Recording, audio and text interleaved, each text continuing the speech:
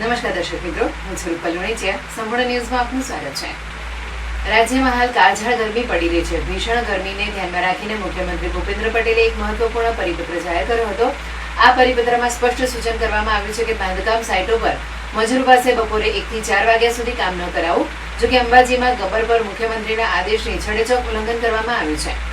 ગબ્બર પર મજૂરો પાસે ભર બપોરે 42 ડિગ્રીમાં પણ કામ કરવામાં આવી રહ્યું છે.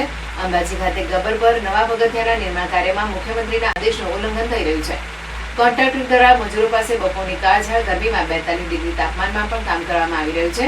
આ બાબત ચિંતાજનક છે કે આવી ગરમીમાં મજૂરોને કોઈ સ્વાસ્થ્ય સંબંધિત સમસ્યા થાય તો તેની જવાબદારી કોણ લેશે? ગબ્બર પગથિયા નવીનીકરણ કોન્ટ્રાક્ટમાં સુપરવાઇઝરે આ મામલે સ્પષ્ટીકરણ આપતા જણાવ્યું કે હાલમાં ગરમી એટલી તીવ્ર નથી અને પવન પણ ફૂંકાઈ રહ્યો છે.